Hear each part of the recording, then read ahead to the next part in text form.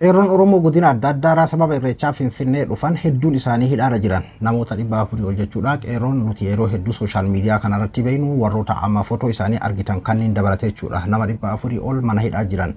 Isaan kana keessa eegdota Joowar Tullee jira jedhama. Mee waa'ee kanatti wal qabatee guyyaa 4 olii fi poolis xaabiyaa keessa jiru. Achi keessatti daranaa adda addaa kanarra gahamaa akka jirudha kan dubbatamaa jiru jechuudha. Akkasuma ammas waan ammaan tana sooshaal miidiyaa irratti deemaa jiru tarii namoota hedduudhaa fi akka qoosaatitti haala adda akkasiitiin deemaa jiraatutu mala. Namicha jaalallee isiitii fi iPhone 14 Pro Max bituudhaa fi iPhone haaraa amma bahee kana jechuudha. Akka Septeembar kana keessa bahee bituudhaaf kalee isaa baasee gurgure jedhamu. Waan namni itti miidhamaa jiru waan hin argaa jiruufidha jechuudha. Keessattuu shamarran jechuudha. Wanni kun maalirraa kaa'ame? Haga tokko isiniif hin qooda. iPhone tun maal fakkaatti kan jedhu kana akkanatti gurreessiisamee ture kana haga tokko isiniif hin qooda. Ani abduu moobaayilaa biraa haga dhumaatitti na waliin turan isiniin jedha. Ijoolleen teennaa kan godina adda addaa irraa jechuudha. Harargeerraa, Baalirraa, Arsiirraa, Wallaggarraa, Jimmarraa, Irreechaa fi gara Finfinneetitti dhufan jechuudha. Qeerroo jajjaba jedhanii amanan hedduu isaanii mana hidhaa jiranii jechuudha. Wanni kun haga har'aatitti sagaleen callifameeti jira. Yeroo hedduu fakkeenyaaf istaayila mootummaa gabroonfataadha. Yoo uummanni yookiin obsaaf yookiin ammoo jijjiiramni wahii dhufaa laata kan jedhuudhaaf callisee harka kennatu yookiin ammoo akka gartee sirna isaanii san fudhattee beesaatti isaan jala deemuudhaati jechuun uummanni harka kiyya galee yookiin ammoo karaa duraan irra deemu san amma jibbeetti jira waan akkasitti fudhatanii jechuudha.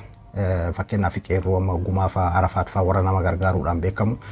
Ijoollee qeerroon kunniin jechuudha namoota hedduu waliin gurmaa'aniitiin karama seera qabeessaan hatta mootummaarraa hayyama baafatanii karaa ittiin uummata gargaaran kan seera qabeessaatiin uummata isaa beelaan gartee miidhamaa jiru gammoojjii Baalee keessatti miidhamaa jiruu fi haala saniin gargaarsa godhaa akka jiran isin hundinuu ni beektan jedheeti yaada. Akkasuma godinoota adda addaarra isaan kana qofaa miti beeki. Nama 400 olii jedhamu keessa kan hiikame jiraatu danda'a. Haga ammaatti qabatamaan kanatu hiikame kana kan jedhamu miti. Kan irreecha duratti hidhame akkuma jirutti ta'ee gaafuma irreecha san irratti yeroo Finfinnee irraa gara Bushooftuutti deemamu hidhamanii jedhama. Haga ammaatti mana murtiitti hin dhiyaanne. Mootummaan sun tarsiimoon isaa beeke hidhamaa fi ajjeechaa tana. Oromoon amma fakkeenyaaf guyyaa wahii ajjeechaan irraa dhaabbate yookiin ammoo ajjeechaan bakka akkanaa wanni jiruuf yookiin ammoo walitti bu'iinsa bakka waboon keessa socho'u bakka akkasii maal waan akkasiitiin wal qabsiisuu dandeenya. Har'aan tana fakkeenyaaf hinaati jechuudha. Garuu isaan ajjeechaa fi hidhaan tarsiimoo isaaniiti. Homa gartee abbootii isaanii irraa homa wayyaanee irraa baratanidha jechuudha. Yoo ajjeechaa fi hidhaan hin jiraatin namni nu bira ol dabran nugusummaa teenya hin arguu nurratti finqila ka jedhudha. Kanatti amananii jechuudha. Amma kunoo kanarraayyuu argaa jirra beeki. Mee amma fakkeenyaaf ijoolleen tunni warra Joohar waliin hidhame waggaa lama booda gaafa artistaa Haacaaluu Hundeessaa wareegame irraa hidhamanii waggaa takkaa fi ji'a hedduu booda kan hidhaadha hiikamanidha jechuudha. Amman tana isaan tarsiimoon isaanii bakkuma gaafa duraa san jira. Qeerroo mataa ol qabatee gartee Oromoodha jedhu kan uf beeku kan gartee namni jaalatu kan tarii sooshaal miidiyaa kanarratti beekamu kan beekumsa qabu. Yoo inni gartee fakkeenyaaf afaan qabatee yookiin ammoo bilisiginnaa kana sappoorteetiin Oromummaa tana ofirraa hin darbine hidhumaa fi ajjechuudha jechuudha tarsiimoon isaaniidha. Mee yeroo akkanatti gartee fakkeenyaaf biyya san keessa lolaan biyyattiin gartee daaraa ta'aa jirtu kanatti yeroo lubbuun isaanii sakaraata jirtu kanatti illee osoo kan hidhame hiikaa jedhameetiin gartee iyyamaa jiru. Osoo gartee kan ajjeechaa dhiisaa jedhameetiin bakka gartee godinoota adda addaa keessatti ajjeechaan jumlaadhaa deemaa jiru iyyuu gartee ijoollee irreechaadhaaf achitti walgeette illee hidhanii jechuudha. Waan kana keessatti ka qulqulleeffachuu baadhu iyyuu akka gartee eegdonni Jooharis keessa jiranidha. Eegdota Joohar garuu kan ammaa ta'aa fi kan amma isa eegaa jiran ta'aa fi kan duraanii ta'aa san adda hin baafanne kan of eeggannoodhaan isinitti himaa. Eegdonni Jooharis keessa jirti waan jedhamudha. Walumaa galatti qeerroon hidhaman namoota 400 olii jedhama. Kanaafuu wal haquma qabaannu sagalee waliif haa taanu PF fotoon isaanii fakkeenyaaf hedduu isaanii mul'ataati jira. Mana hidhaa keessaa kan kaafaman hedduu isaanii mul'ataati jira. Irreecha irratti gaafa jala bultii irreecha irratti illee qeerroodhaan jajjaba jiran hedduu isaanii hidhaati turanii irreecha irratti hirmaatte illee godinoota fakkeenyaaf ijoollee bakka firri isaanii jirre ka Harargee irraa dhaqee yookiin ammoo loojii siree qabadheetiin irreecha san bira dabreetiin mana kiyyatti gala jedheetiin kan achi dhufe yookiin ammoo fira bira jiru hidhan jechuudha. Bakka firri isaa gartee attaatti nyaata isaa geessullee hin jirretti kan Iluu irraa dhufe kan Jimma irraa dhufe kan Wallagga irraa dhufe kan bakka adda addaa godinoota adda addaa irraa dhufe bakka firri isaan jirretti akkasitti hidhanii hidhaa akkasitti raasan keessa jiran jechuudha. Bushooftutti akka hidhamanidha kan dhagahamaa jiru hedduu garaa nama nyaataa jechuudha.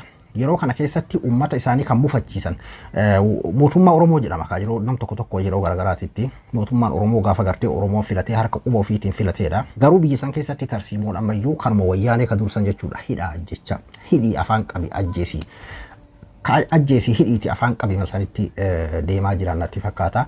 Hedduu nama aarsa, hedduu garaa nama nyaataa dhugaa dubbachuu fi guyyaa afur guutuu kaa Oromoonis beeti amma ripheetti jira.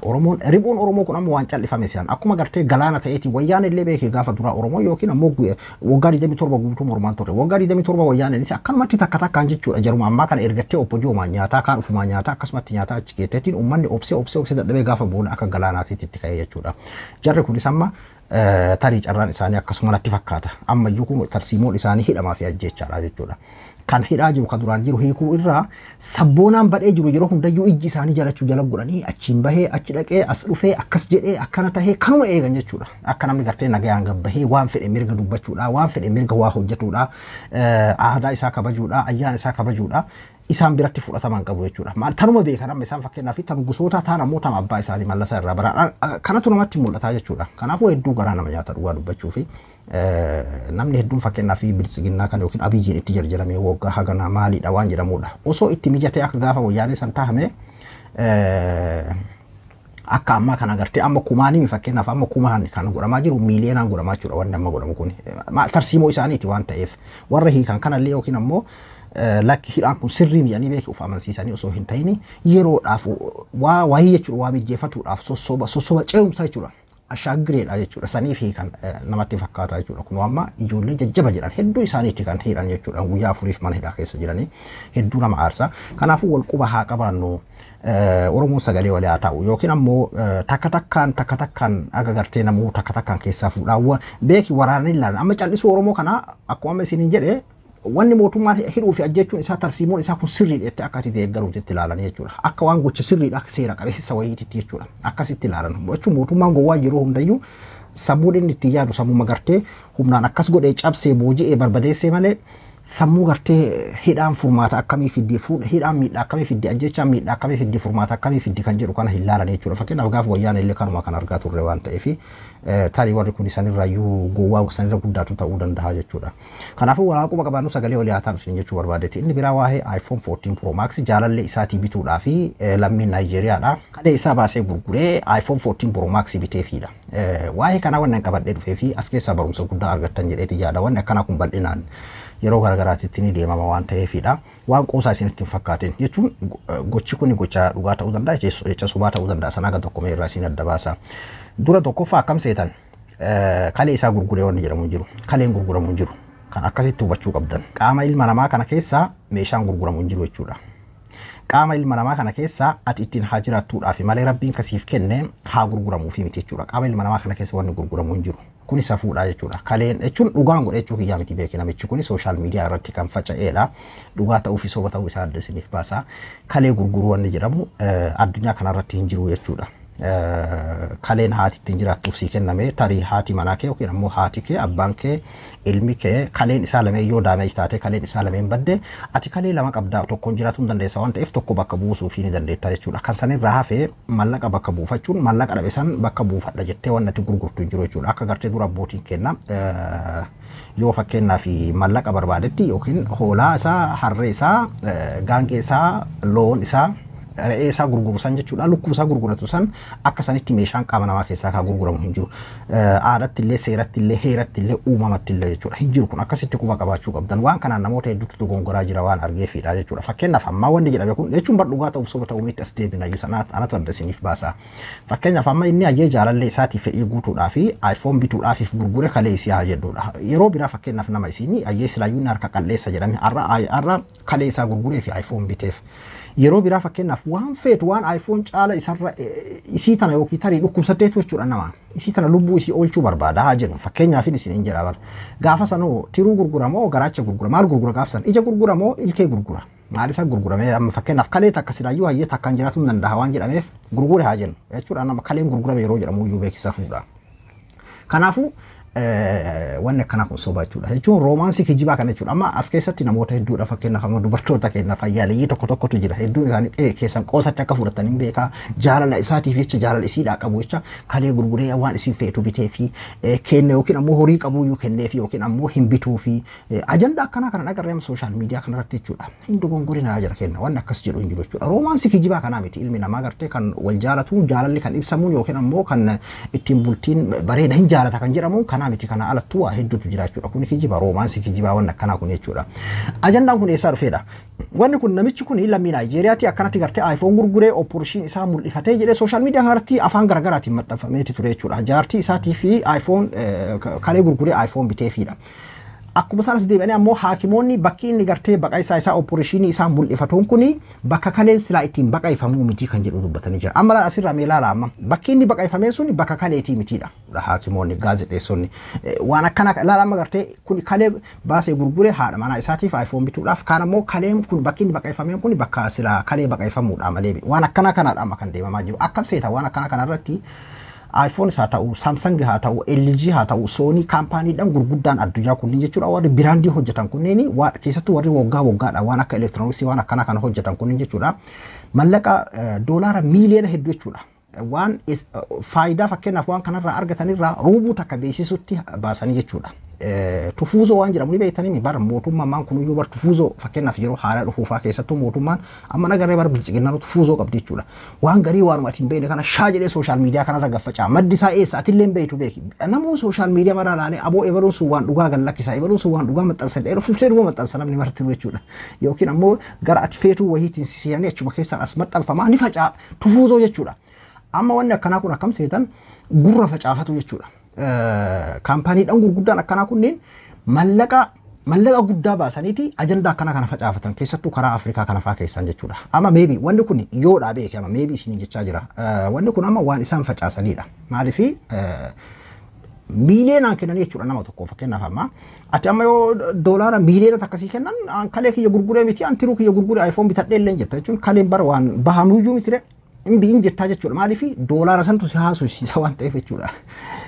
Baqa isaan sun baqa isaa kijibaa ta'uu danda'a yookiin ammoo baqa ifamtee osoo kaleen hin bahin fakkeessuudhaaf ta'uu danda'a. Waa hedduutu jira jechuudha. Ta'uu danda'aadha. Dhugumaanis ta'uu danda'a. Tarii nama gowwaa ta'ee jechuudha. Yookiin ammoo haganuma dubbatamuudhaaf namnummaan godhe sun yeroo arran tanaaf fakkeenyaaf amma akka darajaa kennaatti yoo fudhanna TikTok kanarra mee ilaala nama arrabseetiin feemasa beekamaa ta'uu barbaadu nama gartee kutama Oromiyaa gartee kudhata akka jedhama kana kutaa arrabsee yookiin ammoo nama dhuunfaa arrabsee beekamaa ta'uu barbaadu agartanii haga humna kennaatitti beeki addunyaa nama bakka kana bira dabartee waan jirtuu fi akka addunyaatti beekama jedhee amma kalee kiyya gurguree yookiin iPhone biteedha. Dhugaanis godhuu danda'a kanaafis godhuu danda'a akkasitti hubachuu qabdan kanarratti keessattuu shamarran gowwoomatina dhugaan seenaa hin jiru wanni akkasii jechuudha. Qooma isin jedhaa iPhone if kalee baasee fi yeroo biraawo gaafa lubbuun isii itti dhufte gaafa yookiin ammoo fakkeenyaaf isiin iji isii tokko dhabde kaleen amma inni kenneef kuniyyuu keessa kaahameetuma waanuma akka dhagaa reediyoo yeroo hundi isiin ittiin haasoytuu miti jechuudha. Yaala yeroo adda addaatti barbaachisuutu isa malaa jechuudha. Kanaafuu wanni akkanaa kun sobaa ittiin hin dogongolina isin jechuu barbaadeetti. Waa'ee iPhone 14 Pro Max kanaan kanatti isin as deebi'a. Asumaan akka hubannoo argattaniifi. Telefoonni kun iPhone 13 Pro Max, iPhone 13 Pro Max kun waggaa dabre kana haga ammaatitti ajandaa guddaa ta'eeti ture. Nus dabalatee akka addunyaatitti jechuudha. Namoonni hedduun akkuma isin agartan akkana godheetiin bakka suuraa ka'a. Isiidhaan suuraa ka'u osoo hin ta'in isiitan akkana godhee amma haga istaayilli fotoodhaa iPhone mul'isuudhaa fi akkana jedhaniitiin bes footoo ka'uun istaayila ta'ee jechuudha. Akkuma isin hundinuu beektan jechuudha. Telefoonni kun maal qaba kan jedhuun haga tokko adda isiniif baasa. iPhone 14 Pro Max fakkeenyaaf September 16dha kan inni magaalarra oolee guyyaa 15 akkas gahee jira jechuudha. Aga akka gadhiifame Afrikaa keessa biyya hunda gahuu dhabuun ni mala. Ka ammaa kuni gatiin isaa fakkeenyaaf doolaara 2,200 takka Amazon irratti kan arge waan teeraan jechuudha guddaan isaa. Doolaara 2,200 takka. Kuni amma taaksii dabalataa fi taaksii waliin adda baafadhee san hin laale dhiifama. Kaan ammoo doolaara 600, 700 akkasii jechuudha. Fakkeenyaaf isaan kan dalagan gosa sadi baasanii jechuudha. iPhone 14 Pro, 14 Pro Max sadi baasanii jechuudha. Waggaa dabrellee yeroo hundayyuu sadi baasan Galaxy sindisi. Warri kuni kaampaaniin sadi keessattuu kaampaaniin lama hedduu wal dorgoman jechuudha. Samsung Galaxy S fi Samsung Galaxy Note iPhone hedduu wal dorgoman. Ammoo addunyaa irratti ka beekamtii guddaa argate iPhone karaa jechuudha. Beekamtiin isaa kun maaliif meeqa kanama kennaa kanatti as deebinaa warri adiin maaliif jaalataadha? Haga iPhone gaa wanatu isiniif hima. Lachuu fayyadameetiin jiraan Galaxy fi iPhone illee fayyadameetiin jiraanatu isiniif hima. Waan kana nama hedduu fakkeenyaaf dubartii hedduutu anis mana madaamii dalagadhee kagartee jaalalleen akkasitti kalee isaa baasee biteef san telefoon san qabadhaa bakka waan addaati ka jettu illee jirti. Miskiinni kenna ammoo kan gartee biyya jiru yookiin obboleessi isaa Ameerikaa jiru ana waan biraa tokkollee naaf hin godhini telefoonuma san bitii harkaan naaf ga'e waan biraa tokko 200 Itoophiyaa jechuudha. 200 Itoophiyaa beeke amman tana malleen rakshuu durii lafa ittiin bitatama. dachii ittiin bitaa mana ittiin ijaarama jechuudha. 200 Itoophiyaati mallee nammaan isin himu waan laafaa isinitti hin fakkaatin. Inna wanni kun haga faarfame kana nigaa telefoonni biraa kan isa caalu jira inni hoo telefoon isa olii jira waan jedhu jechuun namoota hedduutti waan abjuu ta'eefidha. Kan harkaa qabullee beeki harkaa qaba malee homaan beeku waan biteefis namni ni qaba akkasi qabata telefoonni isaa olii hin jiru oduma wal jala harkisu malee qabatama namni keenya naamani namoota tokko kan gartee biyyoota namaa keessa jiran tokko kabiyyoota alaa keessa jiran illee hunda sirriitti hin fakkaatin kanummaan Ameerikaa keessa jirullee maali qabiyyeen isii hojjetteen hin beeku irraa Kanadaa keessa jirus hin beeku namoota hedduu namoota masaayiba kiyyaa keessaa wal dubbiif hedduu gaafadhe bareedduudha telefoonni isii oliin jirtu ifaa namaan jedhan deebisaa akkasii ifaa namaa kennan jechuudha. Kanaafuu iPhone faranjiin ni jaalatti. Akka addunyaatti telefoonni fudhatama argate isa faranjiin yeroo hedduu fakkeenyaaf warri biyya alaa ni beekan jechuudha. Biraandiidha hordofan jechuudha isaan uffatuma uffan tisheertii fakkeenyaaf shamiz ati $5 $10 bittu kana faranjiin biraandiidha fakkeenyaaf Gucciidha Luuziidha waan akkasii jechuudha. Walumaa galatti biraandiidha waan ta'eef $100 $150 $200 bitan jechuudha. Qualityidha biraandiidha. Biraandii hordofan jechuudha. Amma biraandii Apple faranjoonni ni jaalatan telefoonarraa jechuudha. Tokkoffaa irratti faranjiin kan isin hordoftu maalinni biraandiidha jechuudha. Apple hordofti jechuudha. Lammaffaa hoo securityidha. Sadaffaa wanni Apple jaalatamuun waan Apple jaalatamuun isin himu jiraame qabiyyee isaa isiniif himame garaagarummaa fi Galaxy isaa jidduu jiruu fi kan amma baay'ee kana waan dabalate. Meeshaa isaa fayyadamaadha fakkeenyaaf yeroo garaagaraatti Galaxy meeshaa kana China irraa bitee kana kanarraa bitee kan sanirraa bitee walitti gadhama kanaafuu as keessa rakkinoota garaagaraatu jiraadha. Apple ammoo yeroo hedduu kaampaanii isaa Apple fayyadamaadha. Baatirii isaas kaameeraa baatirii inni illee inni bitanatti fakkaata dhifama. Kaameeraa isaa raamii isaa roomii isaa wantoota garaagaraa kan inni keessa meeshaan keessa kan ittiin dalagame kana ufumaa hojjeta. Kanaafuu meeshaa quality meeshaa bareedaa qulqulluudha meeshaan isa ga'u hin jirudha. Kanaafuu faranjoonni wantoota kana kanaaf fayyadamanii jechuudha. Gara biraatitti as deebine moobaayilonni telefoonni wanti inni fakkeenyaa fi telefoona jedhamee ittiin beekamu maal inni seetan raamii fi room kaameeraa baatirii quality meeshaa isaa akkuma jirutti ta'e jechuudha. Galaxy original akka jedhamu lama qofa kaasine himee jira. Galaxy dhaan kaawwan hin baanu. Galaxy kaan anuun qaba akkasii kanneen hin fudhatin waan akka Galaxy dhaan biraa akka Galaxy Samsung ka jedhamu lama SC fi Note-dha kaawwan dhiisa. Amma duuba iPhone karaa securityidhaan karaa gartee waan akka amma jennee kanaani wanni isa baasu hin jiru jechuudha. Karaa biraatitti yoo as deebine raamiin isaa 6 baran leech biran dabarre jechuudha. 1 teeraa godhan memory isaa storage isaa jechuudha 1 teeraa godhanitti raamiin 6 biran dabarre. Galaxy meeqarra jira 12 irra jira jechuudha. Qabadhaa laala amma. Waggaa dabre baatirii qofa itti dabalan. Baatirii isaa duraan fakkeenyaaf iPhone dadhabaadha. Baatirii qofa itti dabalaniitiin haga tokko iPhone 13 Pro Max kaameeraa isaa ija sadii akkaanti wal bira kakkaanii amma namni hedduun sanumaan akkana muudii qabatu jechuudha of dura qabee haala saniin ittiin nyaataa turan jechuudha. Amman tana kaameeraa sanis jijjiiranii kan biraa fiduu hin dandeenye istaayila boca isii jijjiiruu hin dandeenye wanni isaan itti dabalan kaameeraa kana jechuudha. Kaameeraa normaala kana meegaabaaytii 46 godhanii jiran. Duraan ammoo iPhone 10 irraa qabee haga 13titti wanni tokkolleen kan jijjiirame hin jiru. Akkuma isin jedha 13 irratti baatirii qofa jijjiiranii jechuudha. San booda boca isaa kanallee 10 akka Pronis akkasuma 12 illee akkasuma homaa garaagarummaa hin jiru jechuudha. Pro Max jechuudha. Pro qofa miti Pro Max. Kan ammaallee akkasuma. Kan ammaatti duuba kaameeraa kana qofa dabalan. Kaameeraan namni barbaadu irra guddaa ammoo frontidha. TikTok irratti kan ittiin of waraabdu frontidha. Facebook irratti live kan ittiin seettu YouTube walumaa galatti social media irratti of kaasuudhaaf kan namni yeroo muraasaadha kanatti kafuura dura kan fayyadamu jechuudha. Yeroo kana isin jedhu beeka fokkataa jechuu kiyyaa miti. Mallaqa isaatii fi haga inni ga'uu fi haga gartee moobaayilonni biraa keessa jiran warri kun wal dorgomallee waan ta'eefidha. Kanaafuu iPhone kan ammaa kunillee waan biraa tokkollee ittiin daballee jechuudha. Maqaadha qofa gurguramaa jira jechuudha. Akkasii quba qabaadha wanni addaan jiru. Fakkeenyaaf iPhone 13 Pro Max kan waggaa dabre bahee fi Galaxy S21 Ultra achi boodallee S22 kan waggaa kana keessa bahee ni jira Galaxy jechuudha. S21 Ultra fi iPhone 13 Pro Max 13 Pro Max jechuudha. Ufii kiyyaa itti fayyadamee argeetiin jira. Dachii fi samiidha Galaxy tu caala. Yeroo kana siin jedhamu yookiin ammoo fakkeenyaaf amma megaapikseeliin kaameeraan isii 12. Durris duubni 12. 12 santu kaameeraa 20 caala jedha. Amma nam tokko akkasiidha. Anamma caaluu fi keessatti caaluu dhabaa miti beeki dhugaadha. Meeshaan kwaalitiidha akkuma jirutti tahee itti fayyadamaa kan argedha. Kana akka jibsiisuudhaaf saahiba keetirraa fuudhii Galaxy S21 Ultra S22 Ultra TikTok irratti itti dhufu waraabi ilaali. Facebook irra live akkanatti itti dhufu dura qabi ilaali yookiin kaameeraa front of dura qabiiti ilaali ediitiin dabalatu beeki. Tarii ediitiidhaan iPhone irra bareechuu danda'a Galaxy irra bareechuu danda'a. Bakka ediitiin dhayneen akkanatti of waraabuudhaaf uumamaan kan isin qabdu jechuudha. Shine fakkeenyaaf eeriyaa naannoo itti jirtu kana bareechuudhaaf ittiin of waraabuudhaaf kaameeraa front ka'uudhaaf kaduuta duubaallee dabalatee Galaxy tu caalaa jechuudha. Kun waan qabatamaan ofii kiyyaatti fayyadamee argeedha beeki faaruu afaanii yookiin ammoo waan lakkoofsa achirratti ilaaluutii miti. Kanaa miti. Qabatamaan atillee ilaaltee akka jibsiisuu hin dandeessa jechuudha. Storage isaan guutamu maali isaan guutamuudha. Galaxy illee 500 irra jira. Waan teeraa ka jedhamu namni telefoona irratti waan teeraa maal goota? Amma waan teeraa yoo naa kennan hin fudhu bilaashitti yoo naa kennan waan teeraa fi kan maal naa godha yoo jechuun waan bilaashii jedheetuma fudhe malee muuvii ittiin hin waraabdu telefoona. Fakkeenyaaf namni muuvii itti waraabu jira diraamaa koomedii homa adda addaa kana akkuma amma jenne yookiin tikitook irratti maayirratti itti waraabuu dandeessa. Yoo kanuma ta'e malee muuvii ittiin waraabdu waan teeraan homa faayidaan hin jiru. Sanuu raamii GB jaarratti ammallee garaagarummaa isaa niitoorkii daataadhaan waayifaa fayyadamiiti Galaxy akkanatti harka lamaanitti fayyadamii ilaali naki jibsiisi kana qabatamaan jechuudha. Kun waan anu fi kiyyaatti fayyadamee argeedha. 14 Pro Max ammoo achirratti diiteelii isii dubbiseetiin wanti tokko illee dabalan jiru. Kaameeraa qofa akkuma isiniin jedhe kana 48 gaaniiti 46 gaaniiti jiran jechuudha. Garuu raamiin jahara jira kan eegamaa ture raamii isaati jechuudha. Raamiin hagamaatu achirra jira. Raamii jechuun telefoona irratti sammuu jechuudha. Humna fedhe yoo qabaate iyyuu kan isa ajaju kan geemii yeroo taphattu daddafee sii oofuu kan niitoorkiin daddafee sii oofuu kan waan hundarratti akkasiif daddafee akka xumuru siif godhu raamiidha jechuudha. Raamiin Galaxy irratti 12 akkas laal sekondiidhaan siif socho'aa jechuudha. Beeki iPhone badaa jechuu kiyyaa miti. Wanti kun maqaadha. Ittiin shawwaramtanii miskiinni faa fakkeenyaa fi kan mana maadaamii dara hedduu dhalaanii iPhone waan addaati kan akka isiin jiru jettee kan biyya keessa jiru namni harkatti agartee maqaa isaa kafaarfame akka leellifame kan namni kalee itti baafate kana dhageesse iPhone misannaa eegidu een badaan jedhin. Gabaabdumatti amma iPhone wanti isiin gartee Galaxy irraa ol jirtuun akkuma isiin jedhe biraandii kanaan faranjoota biratti tarii araboota tokko biratti jaalatameeti jira.